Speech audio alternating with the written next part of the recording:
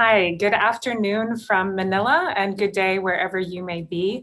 I hope you were able to join the opening plenary of Asia Clean Energy Forum 21. If you did, there will be a couple of familiar faces in this session. I'd like to first introduce myself. My name is Shannon Cowlin. I'm an energy specialist in the ADB, and it is my pleasure to welcome you to the launch of the book, Financing Clean Energy and Developing Asia. So in this session, we're going to introduce you to the book, including what it covers and what role we hope it will play in supporting the clean energy transition in the region. As we have a lot to cover this session, let's get started right away with our first speaker, who was actually the person who spearheaded the development of this publication. And that is Dr. Bambang Susantono. He is the Vice President for Knowledge Management and Sustainable Development here at the Asian Development Bank. And he's in charge for knowledge management across ADB and coordinating research on a wide range of topics, well beyond the energy space, including digital technology and health and education, as well as cross-cutting themes such as climate change, environment, gender equality, and regional cooperation. It is my pleasure to invite you, VP Susantono, to kick us off with your welcome remarks. Thank you, Shannon. A very good day from Manila and a very warm welcome to the launch of our book, Financing Clean Energy in Developing Asia. I would like first to introduce my editorial team, Dr. Yongping Chai, Dr. Ram Sestra, and Ms. Ling Sui Mo. I also wish to thank all the 20+ authors who contributed to the book chapters. All of you have made this book a very rich source of knowledge in clean energy financing. This book comes out at an opportune time, as the world in this pandemic era accelerates its transitions to a safe, sustainable, and green future. According to the IEA, International Energy Agency, the path to reach net zero emissions would require increased global annual investment in energy to around $4 trillion by 2030. In order to keep up with the pace, developing economies will need more than $1 trillion in annual clean energy investment. This would mean a concerted effort between government, the private sector, bilateral and multilateral finance institutions to fill the financing gap. We must remember that making the funds available is only part of the story. Of greater importance is where best to invest the money to accelerate the transitions, as well as how to introduce effective policy and regulatory measures and deploy new technology. There is a wisdom in investing in clean energy technologies that are market ready, such as onshore wind and solar, while also laying the foundations for more advanced applications that have yet to reach commercial scale. This is where policy comes into play, where the right incentive, lesser barriers, and a more competitive environment can help in the deployment of more advanced technology, such as green hydrogen, carbon capture, and storage. Investing in digitized, efficient, and resilient power system, energy efficiency in buildings, electric vehicles, and efficient appliance is another area where deep cuts in emissions can be achieved. The application and technologies in these areas are relatively market ready and can be quickly deployed at a broader and larger scale. As we all know, 2/3 of global carbon dioxide emissions come from emerging markets and developing economies, and many are in this region of Asia and the Pacific. How developing Asia will change the way it produces, transport, and consume energy is thus critical in the clean energy transition process. This book describes developing Asia's experience in clean energy financing. It examines investment needs and financing gaps, explores innovative solutions to address risks in clean energy investment, and it expounds on how to effectively mobilize private finance for clean energy. The book benefited from the intellectual rigor of clean energy experts and was made richer by ADB's own experiences from working with our countries for over 5 decades. The book also offers further insights into the discussions and studies on harnessing the full potential of clean energy in developing Asia. It is part of our continued search for means and instruments to develop clean energy and to help our developing members embark on their own clean energy transitions. Esteemed colleagues in clean energy, we all know that a failure to act now would mean that world will lose its only chance to reach the 1.5 degrees Celsius target. And the road to net zero emission by 2050 is narrow and fraught with challenges. However, if we all work together to find the right combinations of state and market mechanism, of incentive and instruments, we just might achieve our lofty goal. So let me close by thanking all of you for joining us today in launching the Financing Clean Energy in Developing Asia book. I do hope that this book will, in a way, help us through the critical clean energy transition. Thank you, and back to you, Shannon. Thank you very much, VP Susantono. I appreciate you highlighting the urgency with which we all need to be addressing the challenges, the importance of developing Asia and actually achieving our global climate goals, and some of the innovations and instruments that have already been deployed and that will be highlighted in the book. So thank you very much for your remarks. Our next speaker is going to touch briefly on how the book came to be and how we think about it in the context of how ADB is supporting the energy transition, and in particular, how it can help ADB developing member countries in achieving their own clean energy transition goals. Thank you. Yes, next up is Yongping Zhai. He is the chief of the energy sector group. Yongping, over to you. Thank you, Shannon. VP has already made comprehensive remarks, comments on the book.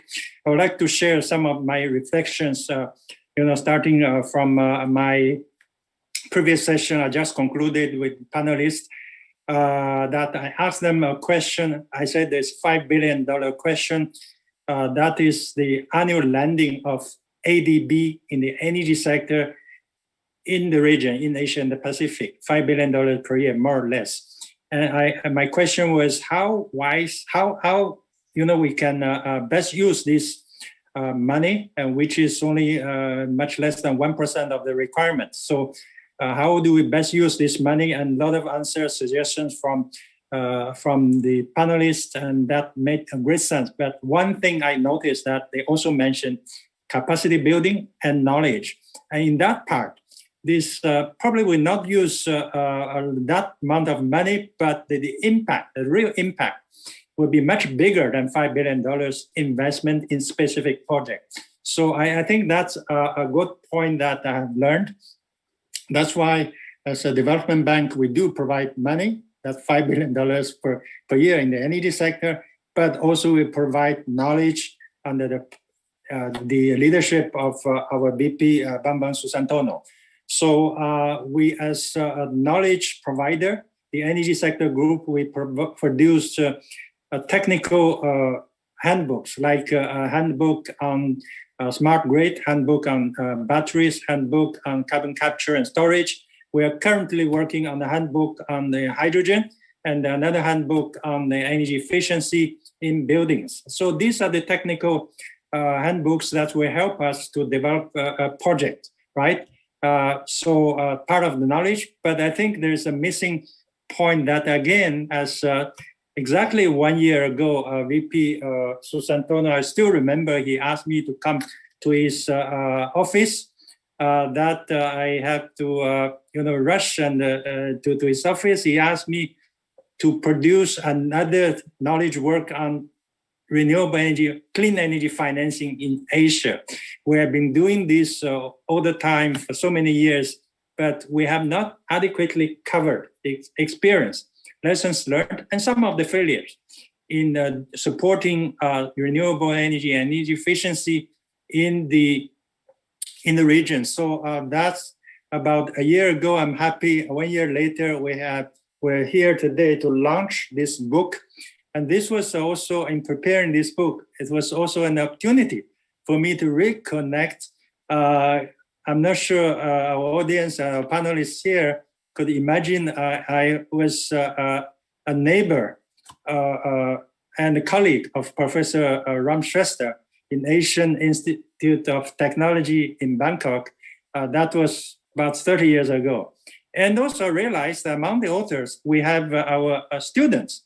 from Asian AIT, Professor Bhattacharya, is not here, but he's part of the audience. And then many other colleagues, friends from other development banks, from our clients.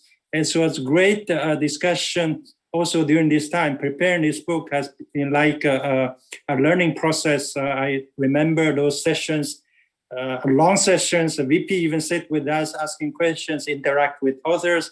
That made this book, I hope, very useful and successful for our developing member countries, as Shannon has mentioned. That would help us to develop project and making this knowledge actually having bigger impact than $5 billion. With that, I will hand back to Shannon. Yeah, thanks very much, Yongping. I think it's really important that you mention knowledge and how our 5 billion is actually quite small relative to the needs, and so the impact that knowledge can have. And I also like that this exercise brought together old friends.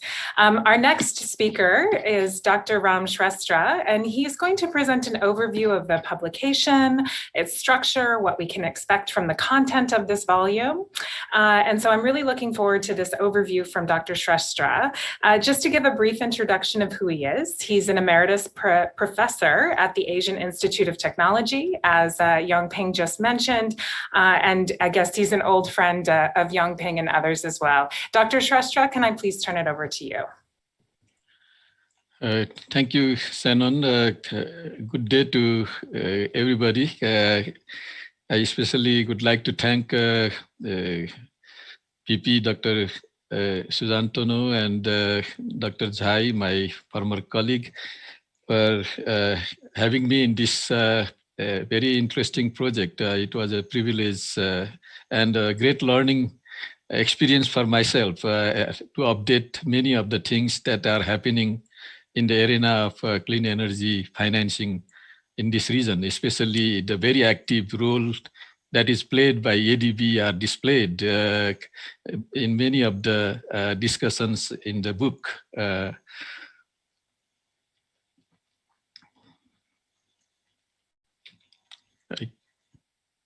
Yeah, I'm trying to click, but it doesn't move.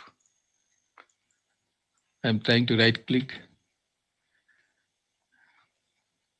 Yeah.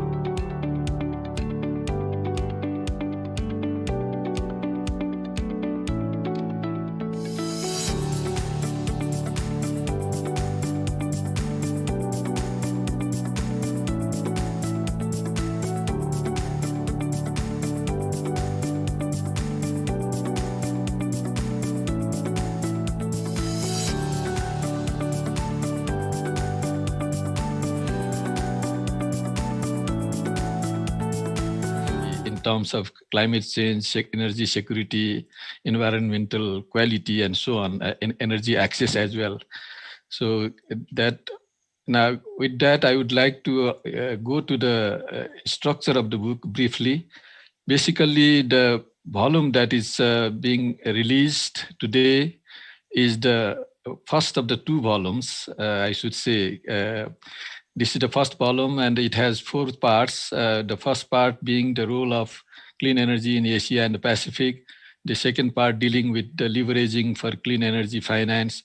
Third, dealing with financing approaches, business models, and policies, specifically focusing on the country cases, as well as the fourth part. The last part of this volume deals with the financing tomorrow's clean energy, basically the private sector mobilization, as well as the carbon market's role in clean energy. The second volume, which is in preparation, I think almost ready, only we are waiting for some governmental endorsement process, will deal with 2 parts. The first part will be approaches and practices of clean energy finance. And then the next part would be dealing with clean energy financing policies and practices, specifically in the cases of South Asia. So basically, I will go through briefly on the status of clean energy, the prospects for clean energy development and finance, the investment trends, investment needs and gaps, and then financing sources and the innovative approaches with some illustrations. There are many interesting illustrations in the book, but I think I will only pick 2, 3 if the time permits. So on the role of clean energy in Asia and Pacific, basically we see that despite significant growth in the investment on clean energy, the share of renewable energy in the total primary energy supply in the Asia Pacific region is still below 13%, even including the large hydro. If we exclude the large hydro, it would be something like 10.3%. So that shows that, and that doesn't mean that the region is doing badly. I think it is still doing comparatively better than many other regions in the world. But from the overall global perspective of climate change imperative, I think this figure of 12 or 10% for the share of renewable energy in total primary supply is way below to what we would desire to have a climate-friendly environment. So this slide is basically showing the investment trend in clean energy during the period of 2010 to 2019. Basically, it has the total investment in the clean energy in the Asia Pacific region has grown from about $69 billion in 2010 to about $150 billion by 2019. In 2017, however, it was much bigger because after 2017, there has been some decline in the investment pattern, mainly because of the withdrawal of subsidy in some major countries like China, and also the decline in the capacity cost of solar and wind. So those have contributed to decline in the volume of investment. However, the absolute capacity addition has still increased over the period. The prospect for renewable energy investment, when we look for the future, looking at the long-term scenario studies of IEA, the scenario studies of the IRENA, there is a clear indication that there would have to be meaningful increase in the size of the renewable energy market in the Asia Pacific region. This slide is, if we take the capacity as a proxy for investment, then the total capacity in 2019, which is the actual capacity figure, was about 1,200 gigawatt in the Asia Pacific region, 1,200 gigawatt in renewable energy capacity. And that would have to increase according to the sustainable development scenario of the International Energy Agency. That would have to increase to 3,800 gigawatt by year 2030. So almost threefold increase during this decade. And then by 2040, that figure would have to further increase to 6,600 gigawatt, a much higher increase. So this is what is estimated to be required under the sustainable development scenario of IEA. And looking at the specific technology, this slide shows the distribution of solar PV capacity in 3 different snapshot years, 2019, 2030, and 2040 for China, India, Japan, Southeast Asia, and rest of Asia Pacific. Similarly, the other part of the slide shows the wind power capacity that would have to be added in 2030 and 2040. So much of the addition of the capacity of both solar and wind will be taking place, of course, in China, and then that would be followed by India, and the other regions and the country will follow the rest. So that was the thing that I was showing from the scenario study of sustainable development scenario of International Energy Agency. IRENA has its one scenario analysis. It has two scenarios, plan energy scenario, which is basically considering the government plans and the NDCs, whereas the transformative energy scenario is little more ambitious and aiming more towards the goal of 2 degrees Celsius temperature rise by the end of the century. So this slide is showing the very huge requirement in increase, very huge increase in the investment requirement during the period 2016-2050. This is the annual average of the period. It's not the absolute amount. Rather, if you invest annually and at the average of the $825 billion US under the PES scenario, that would have to be there to meet the say target of the plan energy scenario, whereas 1,200 billion US would be needed under the TES annually. So this is the annual investment requirement. So more than 1 trillion, I think as VP Susantono was mentioning, according to IEA, this is similar figure, the IRENA study also saying annually $1.2 trillion under the transformative energy scenario that would be required in the Asia Pacific region for clean energy. So there is a big gap. I think the purpose of showing this slide was also to show a very big gap in the annual investment. If we look at the present figure, that is actual 2019 investment, it is only about $150 billion US annual in the Asia Pacific region, whereas the transformative energy scenario would require over 1.2 trillion US per annum.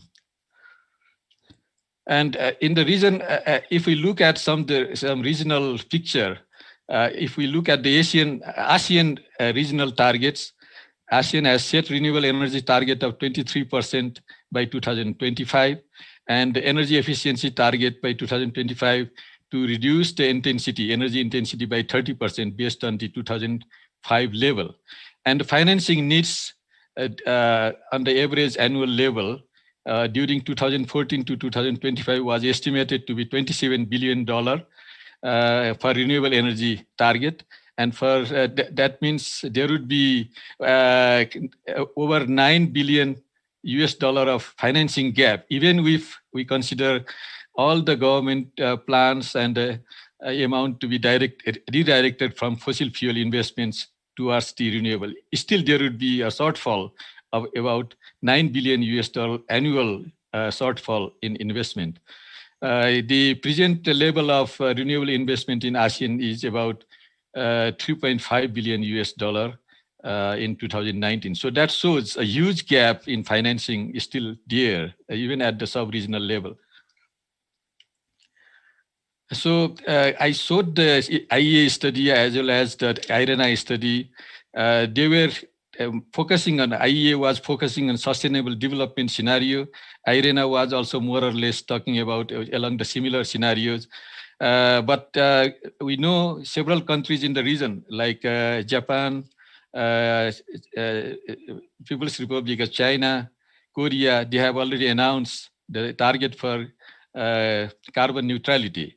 So Korea and Japan to attain the net zero emission by 2050, whereas China is set to attain that kind of target by 2060. And the IEA study says that much higher investment would be required than in the sustainable development scenario that I showed earlier. So that shows the picture, the magnitude of the investment requirement and the gap, financing gap that we see in the arena of clean energy. Sources of finance, of course, if we look at the global picture, there was about $282 billion of investment, excluding large hydro projects on clean energy in 2019. Most of the finance came from the private sources at the global level.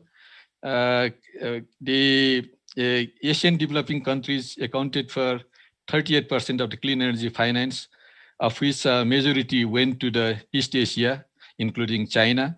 East Asia and Pacific region has mobilized private finance for renewable energy in the range of $100 billion annually. But private finance is yet to play a major role in many of the developing countries in the region. For example, South Asia has attracted only about 10% of what East Asia has attracted in terms of clean energy finance from the private sector. And the current clean energy investment in ASEAN is dominated by public finance. So there is a lot of gap in terms of private finance when we talk about different sub-regions and countries in Asia Pacific region for the clean energy development.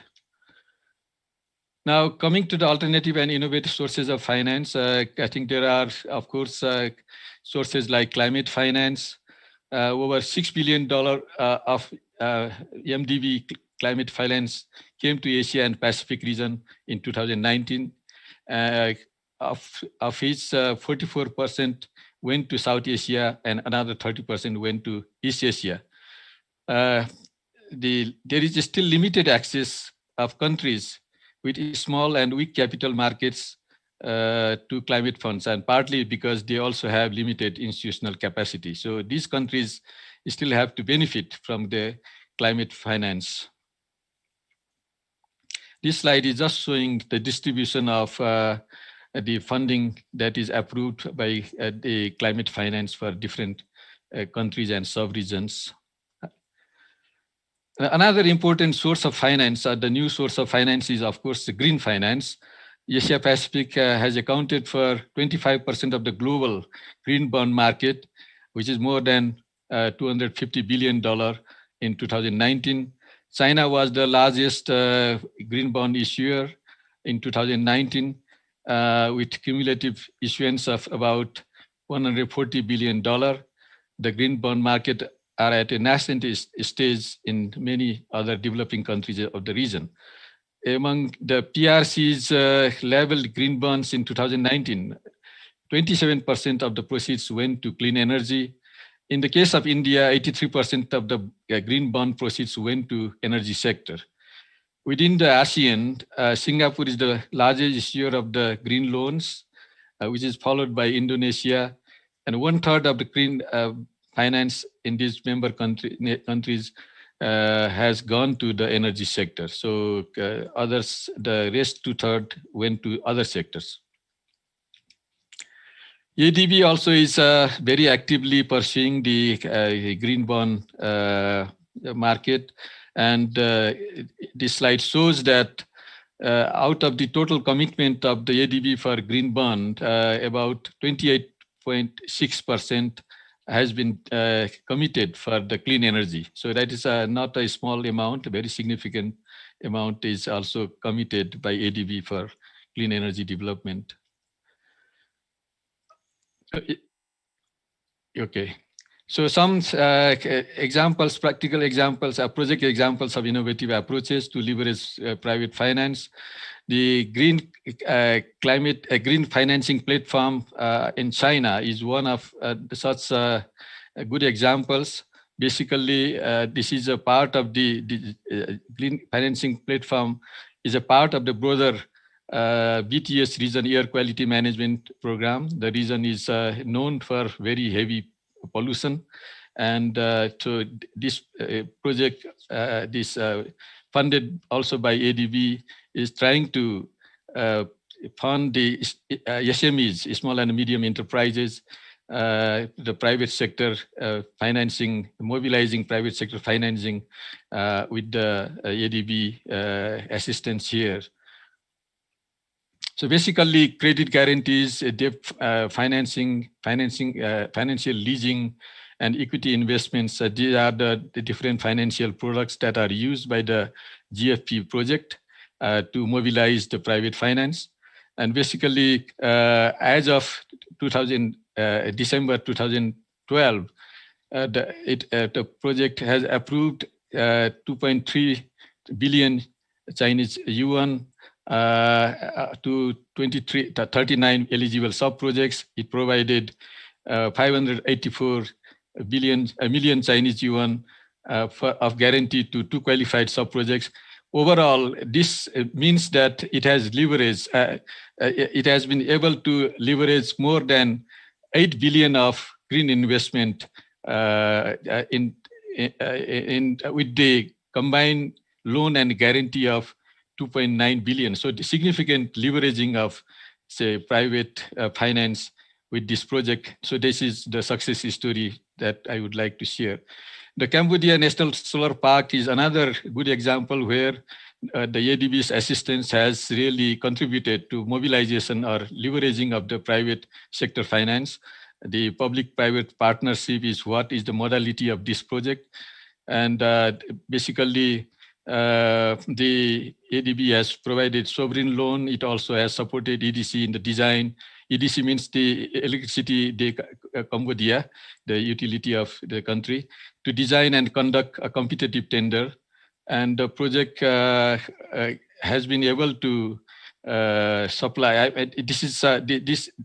As it has been designed, the tender process has been completed. So it will be able to supply solar electricity at a very low price. That is the effectiveness of the ADB involvement in this project. So basically, 2 key elements of the project success are developing a bankable contractual structure and a competitive procurement, where ADB has worked very closely with the utility in Cambodia and the government to implement a very effective reverse auction process. So basically, this is the contract structure, and also this is the very successful tender process where ADB played a very active role, which resulted in a tariff of about 3.9 cents per kilowatt hour for the solar. That is one of the very low price for electricity from such project. There are also,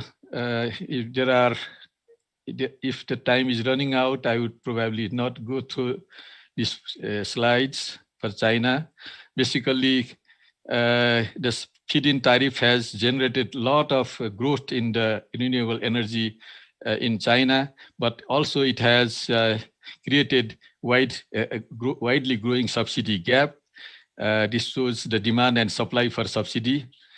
Basically, there are also problem of curtailment of renewable energy power generation as a result of the feed-in tariff and the subsidy involved. The government has adopted a market-oriented strategies to arrest these problems, basically involving tradable green electricity scheme, grid parity-based tariff, competitive bidding for new projects, basically using reverse auction.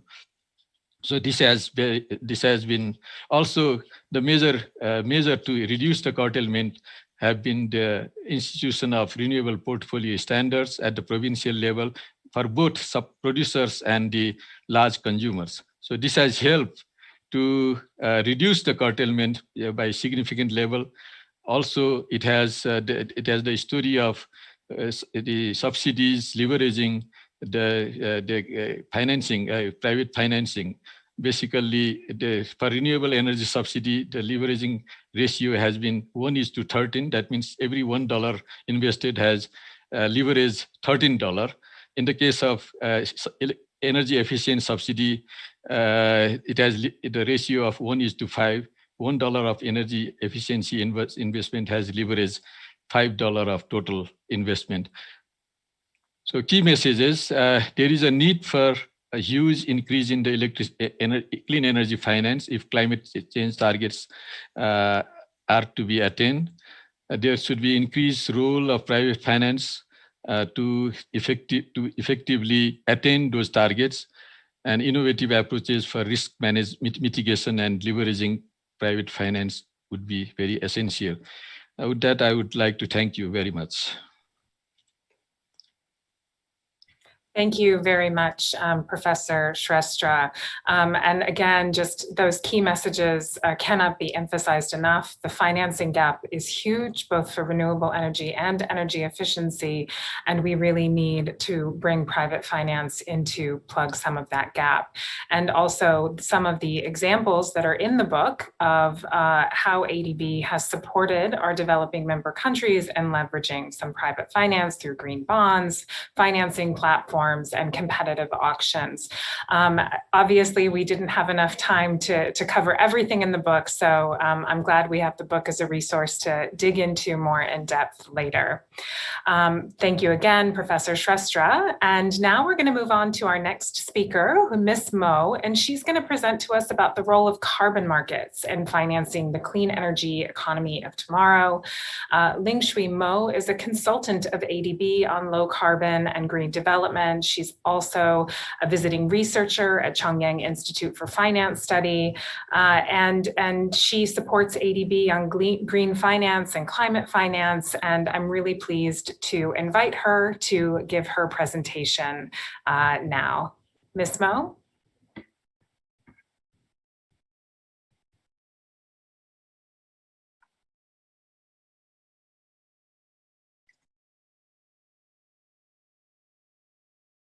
Hello. Asia needs to shift from the current fossil fuel dominate the energy system to the clean energy system. At the same time, it needs to address the energy poverty in both electricity and clean cooking energy. To deliver the 1.5 degree goal,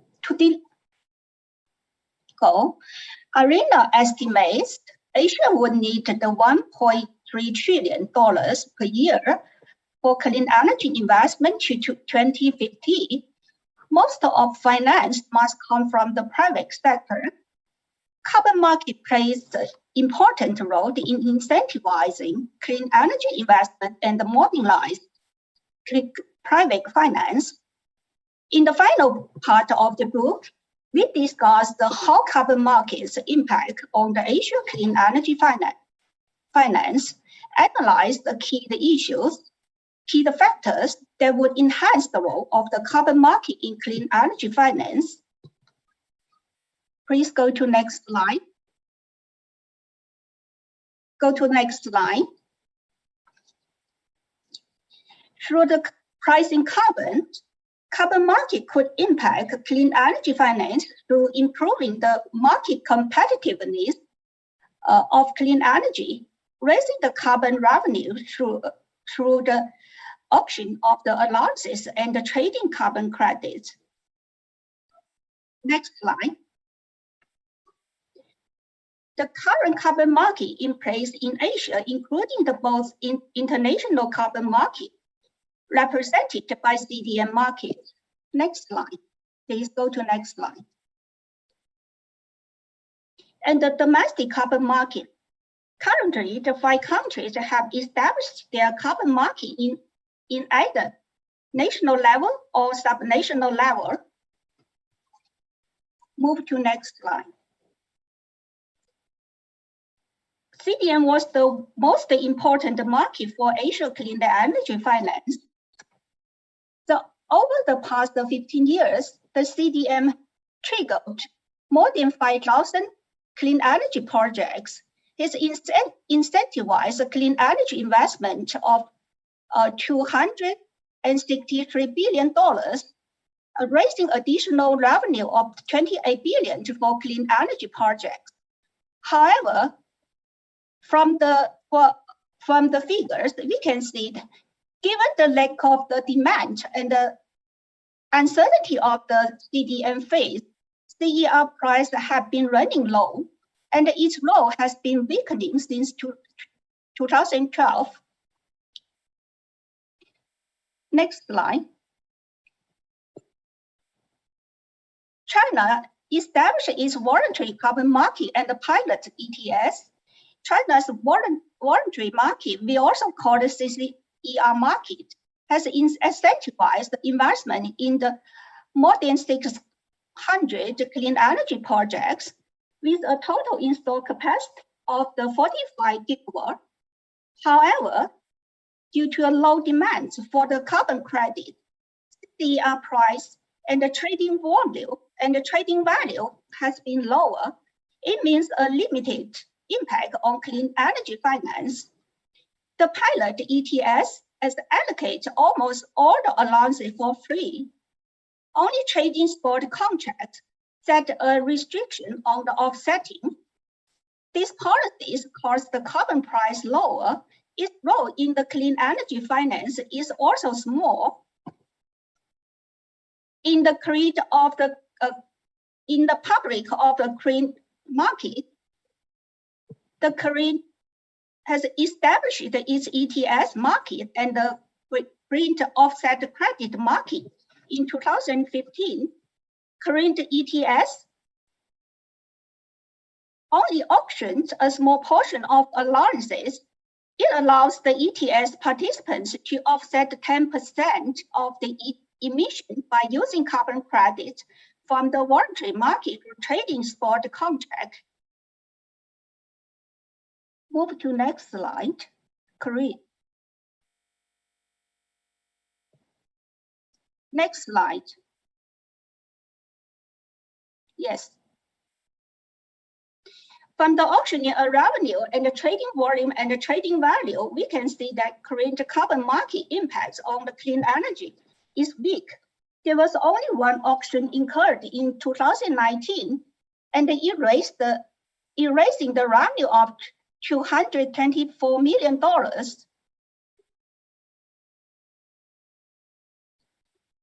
In the New Zealand established its ETS in 2008, which was fully linked to the CDM market. Please move to next slide.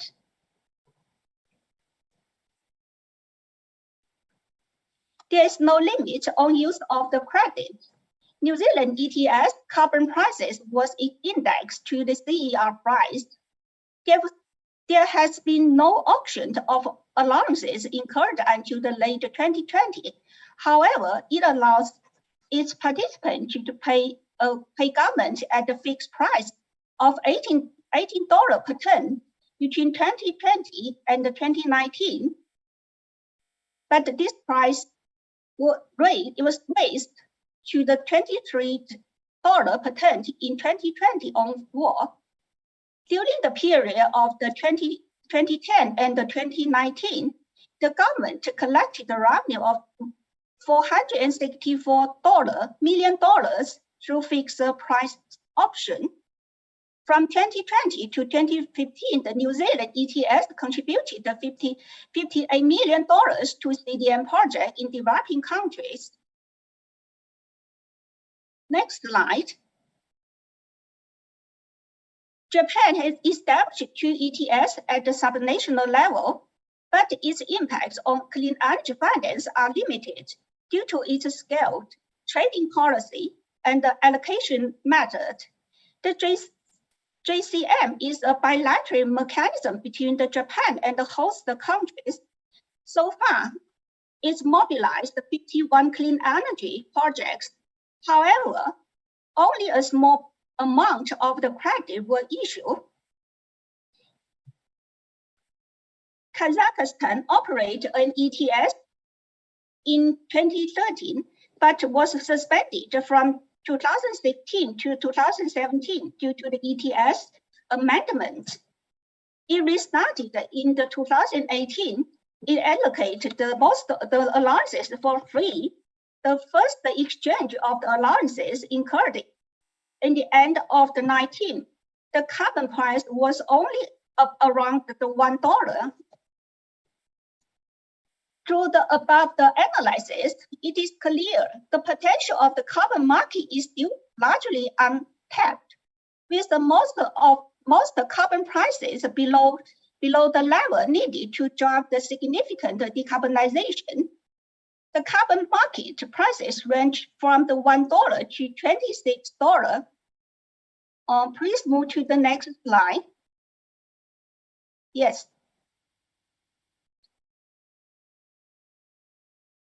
However, achieving the Paris Agreement would require the carbon prices at least $40 to $80 per ton by 2020 and $50 to $100 per ton by 2030. International carbon market have plays a dominant role. In general, domestic carbon market have a limited impact on clean energy finance. Its market scaled free allocation of allowances, restriction on the offsetting and trading spot contract policy confined the domestic carbon market's capacity, immobilized the clean energy investment and finance. Private sector's engagement in domestic carbon market is insufficient because many domestic carbon market place some restrictions on the source of credit and the form of the trading contracts. This policy limited the private sector's participation. Uncertainty of the policy on the carbon market has reduced investors' confidence, which has weakened the carbon market in attracting clean energy investment and finance. Next slide. Next slide, yeah. Looking forward to the future,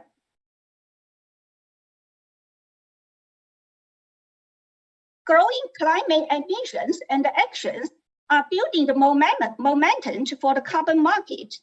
International carbon market and the emerging domestic carbon market initiatives, it create greater potential for the clean energy finance. For example, to deliver a 1.5 degree would need the voluntary carbon credit to grow by up to 15 times by 2030. The carbon market associated with the international aviation we call CORSIA will create a demand of 3 billion credit for the period between 2020 and 2035. Once China's national ETS operates in June this year, it is expected to create demand for the 170 million credit per year. In addition, a few Asian countries have opted to develop the domestic voluntary crediting market or voluntary ETS to accumulate their experience at the first step. To move to next slide.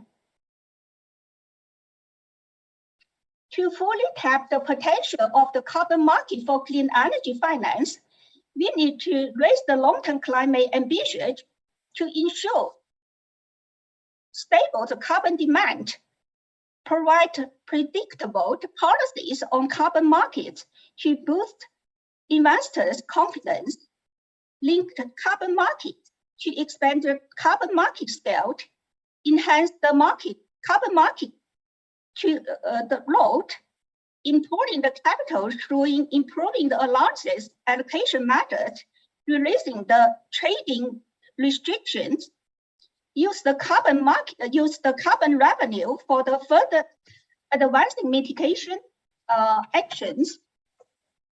Go to the final slide. This is the key message because the time is running out. So I don't want to repeat this key message. You can take this message as you want. This is the end of my presentation. Thank you very much.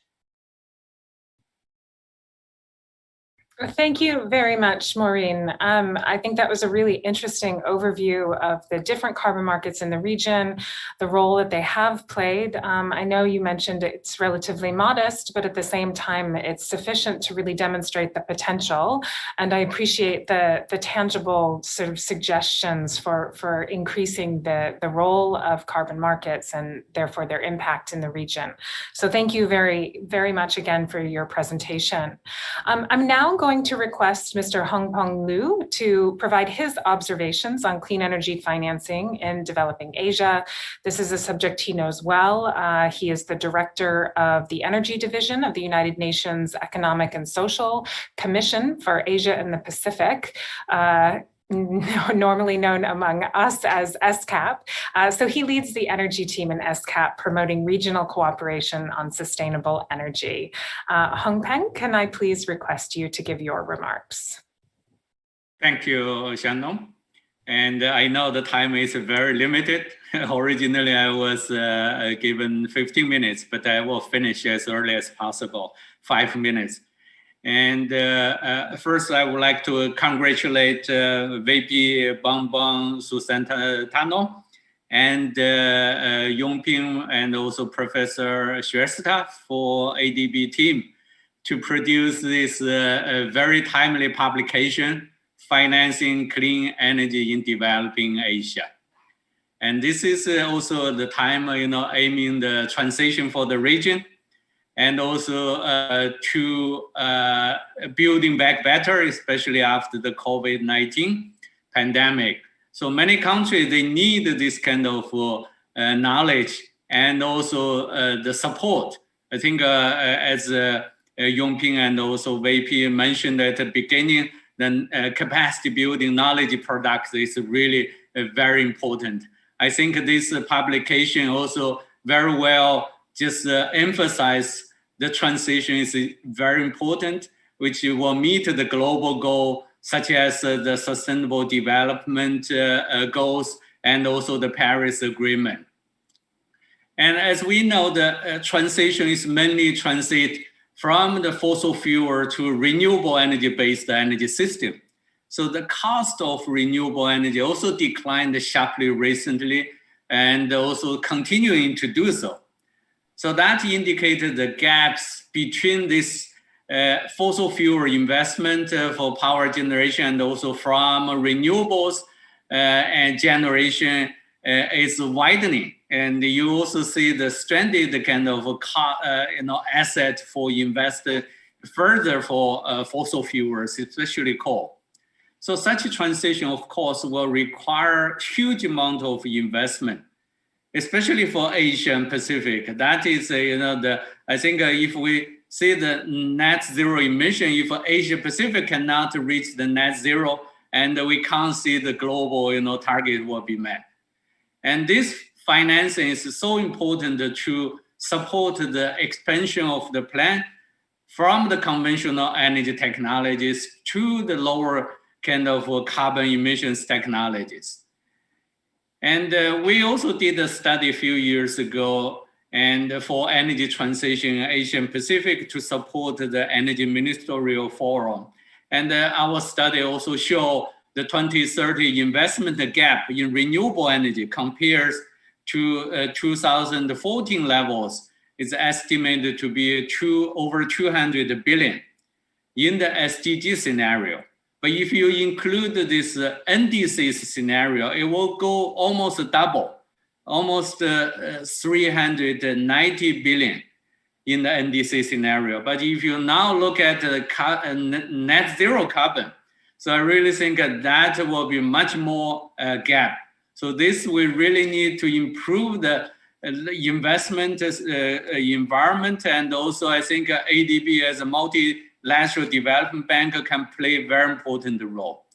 And we worked with the ADB for long-term cooperation on energy transition. We worked well with Yongping's team to review SDG 7 progress annually. That also contributed to global review for energy transition for achieving 2030 agenda, especially SDG 7.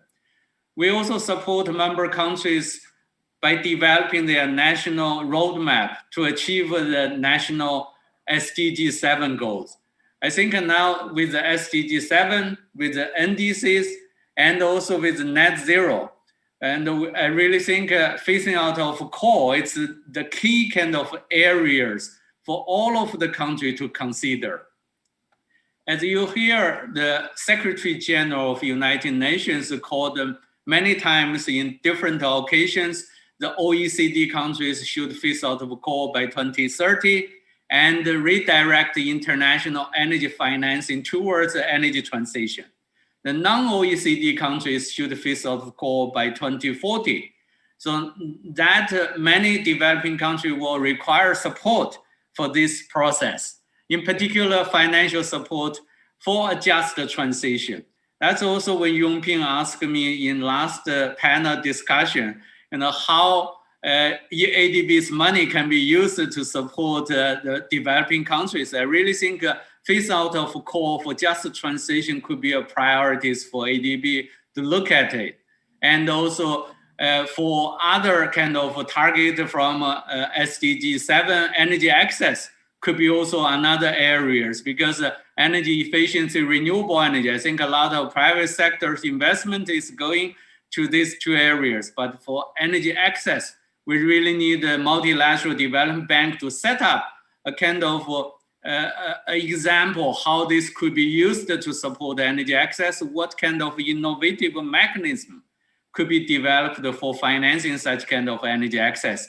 We still have a long way to go to achieve energy access, especially for clean cooking. But clean cooking probably is the most challenging for multi-development bank, for private bank to support this, because it's a very decentralized and individual household.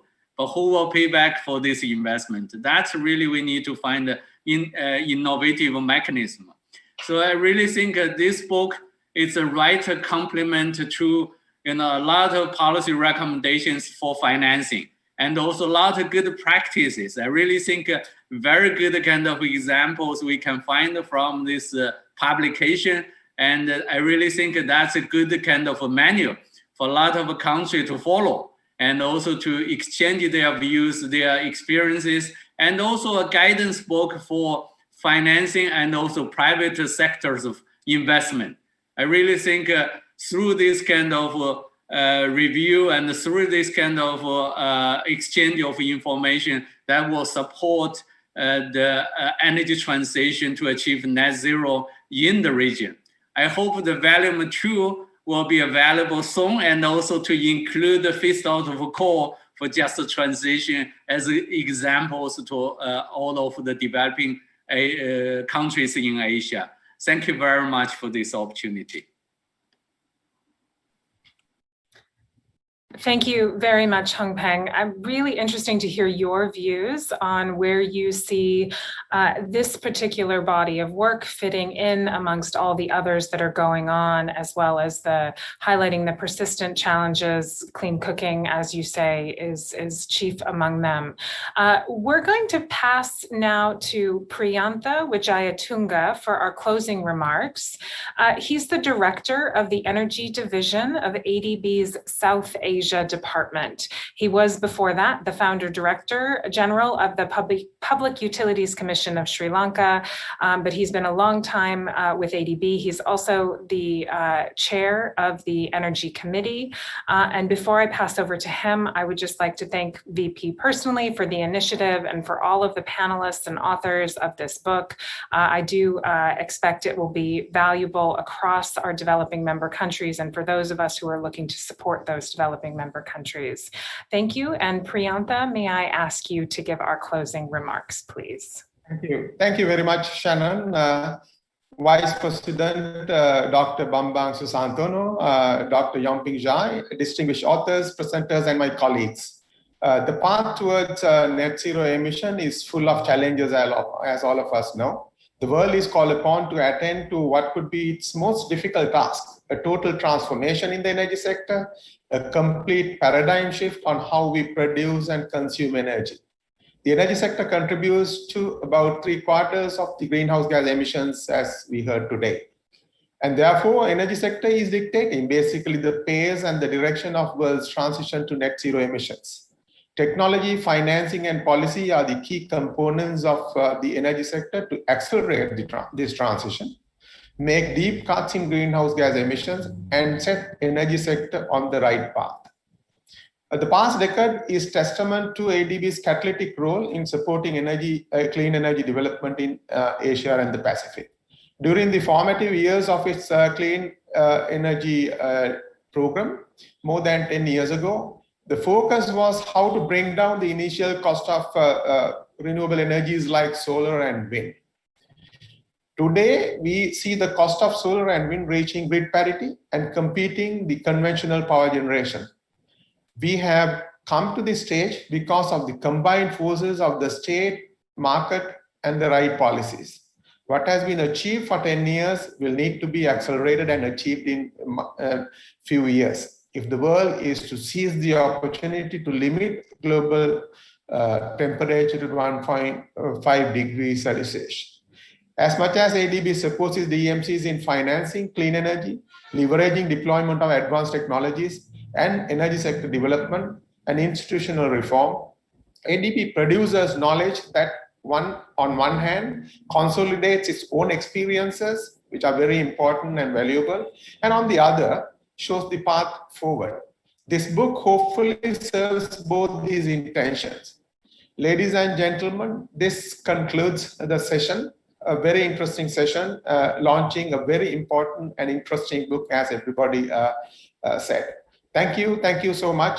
Good afternoon to all of you. Thank you.